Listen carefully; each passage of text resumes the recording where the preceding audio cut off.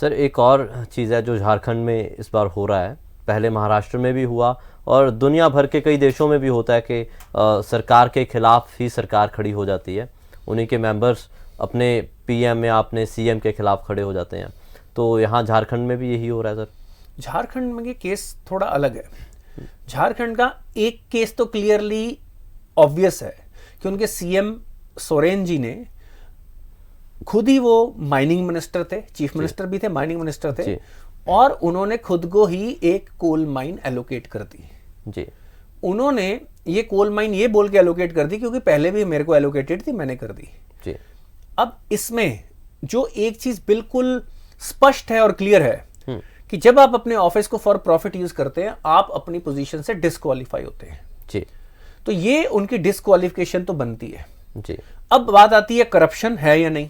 जी। अगर मैं खुद को माइनिंग, अपने आप को माइन एलोकेट कर रहा हूं, तो मेरे को लगता है कि आपको कोई जीनियस नहीं चाहिए या इन्वेस्टिगेटर नहीं चाहिए जानने के लिए कि सर्टेन लेवल ऑफ करप्शन तो है ही है, मॉरल करप्शन तो है ही है। चाहे आपने फेयर रेट पे अपने आप को एलोकेट हो या आपने अपने आप को सबसे महंगी भी दी हो, पर आपने अपने ऑफिस को फॉर प्रॉफिट यूज किया है, तो इसका मतलब है कि आपकी डिस्क्वालिफिकेशन तो बनती है जी। अब इस सिचुएशन में उनके पास ऑप्शन क्या है कि वो डिस्क्वालीफाई हो, 6 महीने के अंदर दोबारा इलेक्शन लड़के दोबारा आप असेंबली में आ जाइए। एक तरीका तो ये, क्योंकि वो सीट खाली होगी वहां पे इलेक्शन होने जी। और एक दोबारा मैंडेट लेके आ जाए, और ऐसा पॉसिबिलिटी है।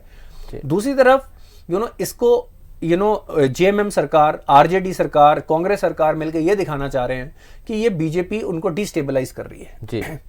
इसमें जब क्लियर कट देखो, इलेक्शन कमीशन और कोर्ट में ये जब साबित, मतलब इट इज क्वाइट ऑब्वियस, इस पे डिसीजन आना है, ये क्वाइट क्लियर है और उनको पता है कि डिसीजन यही आने वाला है कि वो डिस्क्वालीफाई होंगे जी। और इसमें सरकार अनस्टेबल नहीं होती, आप दूसरा सीएम अपना लगा दो जी। राइट। क्या एक ही बंदे को सीएम बनना है? तो क्वेश्चन ये आता है। दूसरी चीज ये है कि वो अपने आप बहुमत साबित करना चाहते हैं। बहुमत तो कभी क्वेश्चन में है ही नहीं जी।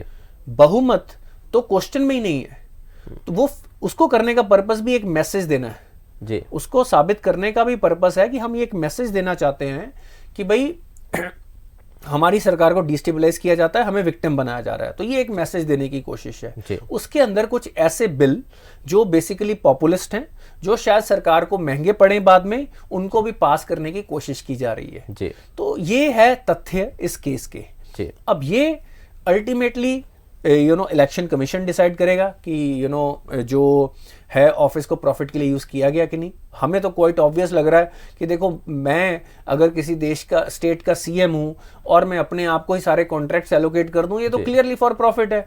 और हमारे कॉन्स्टिट्यूशन ने इसके अगेंस्ट रूल्स, इलेक्शन कमीशन में भी है, कॉन्स्टिट्यूशन में भी है कि आप in office, they are not for profit office, ये सर्विस के ऑफिस है, बिल्कुल। तो इसको सर्विस के लिए यूज करना पड़ेगा।